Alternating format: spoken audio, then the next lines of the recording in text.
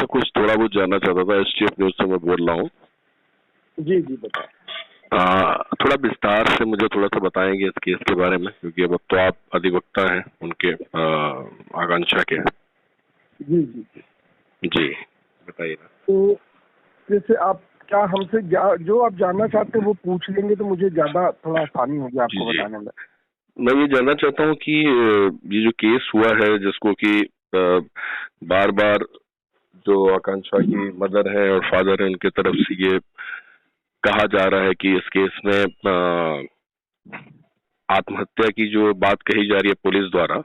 जी, अब हम इस पर बता रहे हैं आपको। जी जी। दरअसल ये जो इंसिडेंट है इसमें जब इनके माँ बाप को मालूम चला और जो प्रथम दृष्टिया जिन लोगों ने जो लोग वहाँ थे उन्होंने फोटो लिया और आकांक्षा की माँ की बराबर बात हो रही थी आकांक्षा से, तो वो लगातार बता रही थी कि उसको समर सिंह धमकी दे रहे हैं।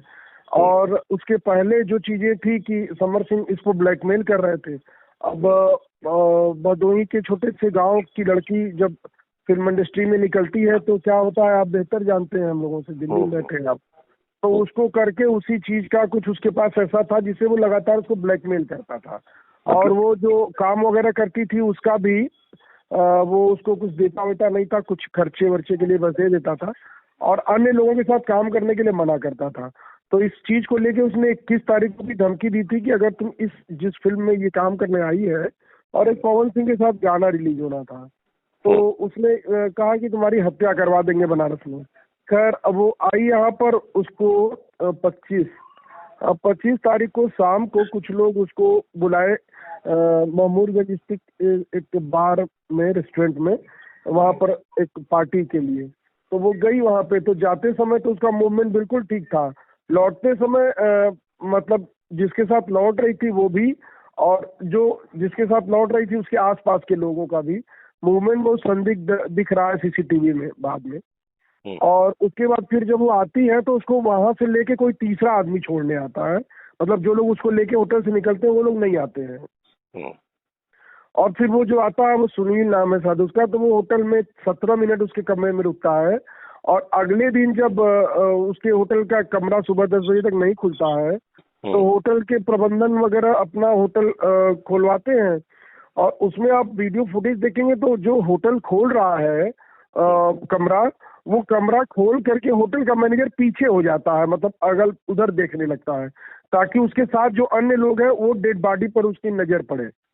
और जिस तरह से उसकी डेड बॉडी को रखा गया था वो जैसे किसी की हत्या करके ऊपर जल्दीबाजी में ऊपर फांसी उसको पंखे में लगा करके और फिर उसको जो है कि बांध दिया गया था।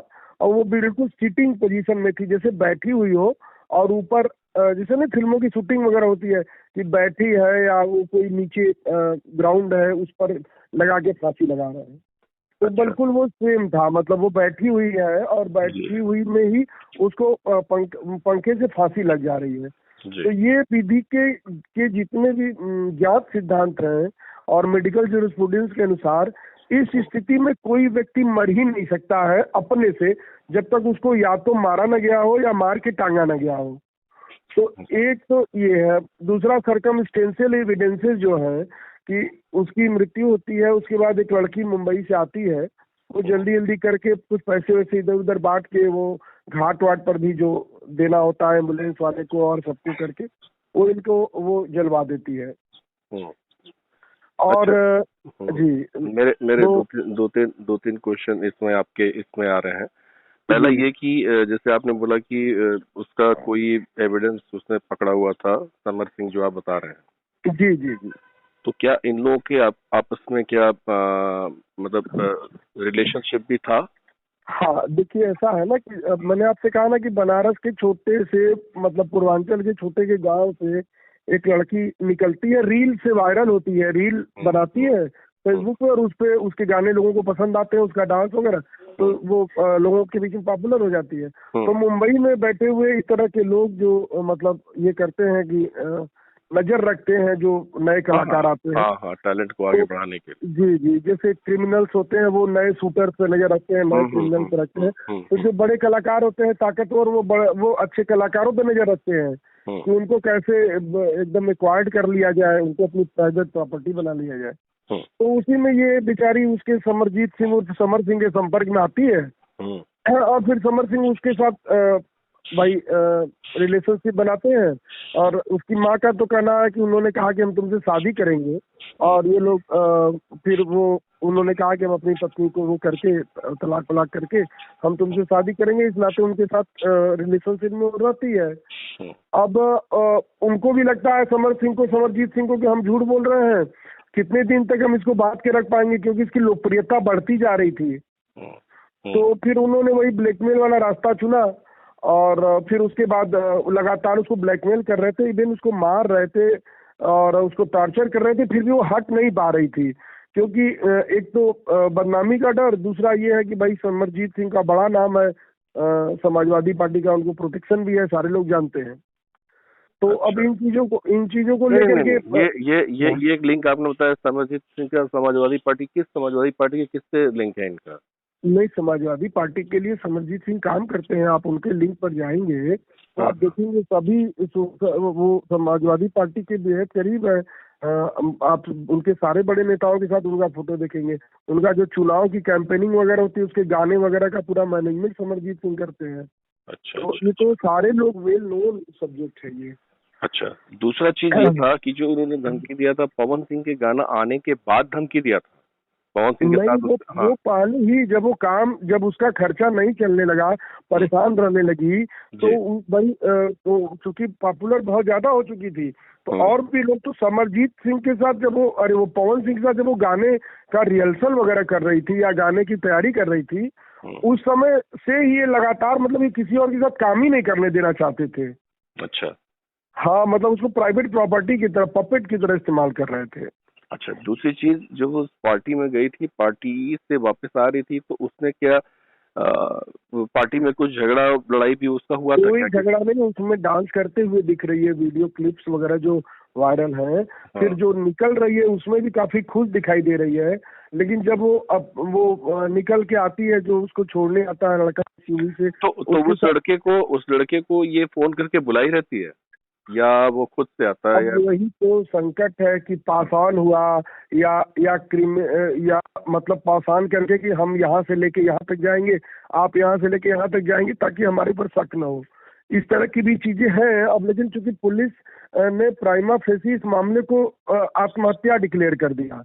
मतलब इनके चाचा ने जो पहले थाने पे जाके कहा, और इसकी मां ने, मेरी बेटी की हत्या हो गई, उन्होंने कुछ तहरीर वगैरह क्योंकि एक क्वेश्चन मार्क ये है कि एक लड़की जो फिल्म की शूटिंग के लिए गई है वहाँ पे, और फिल्म कर रही है एज ए लीड हीरोइन थी ना?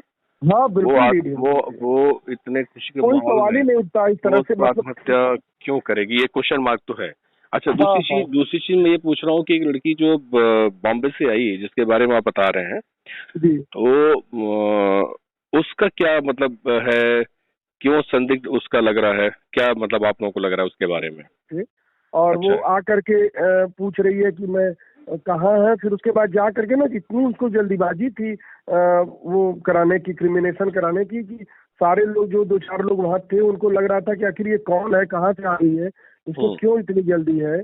और उसको मतलब क्रिमिनेशन की सारी तैयारी के लिए पैसा भी लेके आई थी, और अटेंडम वो आई एयर फ्लाइट से, और फिर वो उसी दिन शायद या उसके अगले दिन फ्लाइट से वापस चली गई। तो इतना उसकी माँ ने कहा भी आकांक्षा की कि चलो घर थोड़ा आराम कर लो तो जाना, तो उसने कहा नहीं, मेरा होटल बुक है। फिर उसके बाद वो चली गई। तो अगर उस दिन शायद कमीशन के समय किसी का फोन भी आया था, जिसको कि उसने उठा करके निशा करके फोन आया था, और फोन करके उसने बोला कि आप अब इतना जल्दीबाजी में मत वो करिए, कि अगर आपने कमीशन कर दिया तो कोई सबूत सारे मिट जाएंगे। तो उसके लिए उसने शायद फोन उठा करके उसको, निशा को उसने गालियां भी दी थी, कुछ ऐसा ना? अच्छा, तो ना वो उसने गालियां भी दी। तो उसका क्या इंटरेस्ट था, क्यों इतनी जल्दी क्रिमिनेशन कराना चाहती थी? एक तो वो है, अगर उसका और जो लोग इनको बुलाए आकांक्षा को वहाँ पे होटल में पार्टी के लिए, उनका, और जो लोग जो उसको लड़का लेके गया उसका, अगर इनकी नार्को टेस्ट वगैरह हो, क्योंकि पुलिस की भूमिका इसमें शुरू से संदिग्ध है। तो पुलिस ऐसा क्यों की, ये बताइए, रीजन क्या है? पुलिस ऐसा मतलब जब देख रही है लड़की बैठी हुई है बेड पे, और आत्महत्या का इन लोगों ने कैसे दिखाया था? फांसी दिखाया था। उन लोगों ने आत्महत्या बताया, का फांसी दिखाया, उसको उसका क्लेरिफिकेशन भी दे रहे हैं कि कभी कभी लाश भारी हो जाती है तो सरक जाती है, ऐसे वैसे मतलब गजब ऐसा मूर्खतापूर्ण क्लेरिफिकेशन है कि क्या बताया जाए। लेकिन ठीक है, उस पर हम लोग काम कर रहे हैं। नहीं, आप तो एडवोकेट, आप बहुत अच्छे से जानते होंगे कि मरने के बाद जब फांसी लगाता है कोई तो आंख बाहर आती है और ऐसा कुछ होता है कि जीभ वो निकल आता है, तो उसमें हाँ, तो क्या ऐसी कंडीशन में थी? उसमें हुआ क्या ना कि उसकी गला दबा के हत्या की गई। अच्छा। और फिर उसको टांग दिया गया, समझ रहे हैं। और उसका क्रिमिनेशन इसलिए जल्दी करा दिया गया कि बाकी फर्दर एविडेंसेस वगैरह ना आने पावे, क्योंकि इसकी माँ ने मांग की थी कि वो डॉक्टरों के पैनल से उनकी वो हो पोस्टमार्टम। लेकिन वो सिंपल तरीके से पोस्टमार्टम, जैसे कोई सामान्य मृत्यु होती है उस तरह से उसका पोस्टमार्टम वगैरह करा के दिया गया। पोस्टमार्टम हाउस पे भी वो लड़की पहुंच के वहां पैसा बांटी जल्दी करने के लिए, एम्बुलेंस वाले को बांटी। तो पोस्टमार्टम वो कहाँ से रहा था? हाँ, पोस्टमार्टम शिवपुर के पास एक पोस्टमार्टम हाउस है, वहां से हुआ। अच्छा, तो आपको लगता है कि जो लड़की बॉम्बे से आई वो भी मतलब आपकी नजर में? हाँ, वो सस्पेक्टेड है, और उसका जो कंडक्ट है वो सस्पेक्टेड है, और उसके भी मोबाइल डिटेल्स वगैरह की हम लोग वो करेंगे। एक्चुअली अभी कोर्ट में हड़ताल चल रही है। हाँ। और पुलिस का इन्वॉल्वमेंट हम लोग मान चुके हैं कि पुलिस उसमें पूरी तरह इन्वॉल्व है। हाँ, तो इस नाते और आगे मेमोरेंडम वगैरह दे करके उसकी जांच, सीबीआई जांच वगैरह की मांग के लिए भी कल हम लोगों ने सब जगह दिया हुआ है, मेल वगैरह किया है। जी जी। अच्छा, सीबीआई जांच की भी मांग आपने की है? हाँ, ठीक है। तो बस बीच बीच में आपसे मैं जानकारी लेता रहूंगा, तो अगर आपके पास जब भी वक्त होगा बता दीजिएगा, मैं आपके टाइम दूंगा। नहीं, बिल्कुल। मेरी तरफ से शुभकामना है कि मतलब कम से कम एक सही जांच तक, सही दिशा में सही जांच हो जाए। एक बुद्धिमान ब्राह्मण लड़की थी, थोड़ा सेंटीमेंट है उसके साथ। बात ब्राह्मण लड़की की भी नहीं है, बात इसमें जाति की भी सबसे बड़ी चीज है। मुझे जो लगता है वो लगता है कि न्याय किसी को भी मिलना चाहिए, चाहे वो कोई भी। जैसे ये सुशांत सिंह राजपूत वाला केस हो गया, उस टाइप का लग रहा है। सेम कंडीशन है सुशांत श्रीवास्तव और इसका सेम कंडीशन है। हाँ। और ये भी सुनने में आता है कि आप बड़े ही मतलब आपके बारे में एक बता रहे थे कि आप एकदम निःशुल्क ही लड़ने के लिए तैयार हैं, क्योंकि आपको लगा कि जितना हेल्प हो सके उतना किया जाए। जी कि आप मतलब एकदम कोई अपने मन में वो रख के आप ये कैसे लड़ रहे हैं, आपके दिमाग में है कि बस जितनी हेल्प हो सके मेरे पार्ट पे? नहीं, बिल्कुल है, क्योंकि ना देखिए ऐसा है ना, न्याय चूंकि अब हम लोग देखिए थोड़ा वकालत के साथ साथ सामाजिक और आरएसएस का भी काम करते हैं, ठीक है। तो हम लोगों को लगता है कि न्याय होना चाहिए, और न्याय के बदले में कोई बहुत सारे रास्ते हैं अपने उसके, तो इसलिए उस पर हम लोग नहीं जाना चाहते, कभी नहीं जाते हैं हम, मतलब। अच्छा, दूसरी चीज ये मैं कह रहा था कि ये मैं कोट कर सकता हूँ ना, ये आपका ये बात इस पे डाला जा सकता है ना, उस पे न्यूज चैनल पे जिससे बात हुई मेरी। हाँ, बिल्कुल आप डालिए। और एक फोटोग्राफ अगर आपका होगा ना, तो ये नंबर मेरा सेव कर लीजिए, मेरा नाम सतीश त्रिपाठी है। अच्छा जी, तो ठीक है भाई साहब, है ना। तो देखिएगा तो एक नंबर मेरे को जो कुछ अपना फोटो इस नंबर पे दे दीजिएगा अपना। मेरा ये व्हाट्सएप नंबर है, अगर किसका फोटो चाहिए आपको? अपना, आपका। अच्छा, ठीक है, तो हम थोड़ी देर में आपको सेंड कर देगा। जी।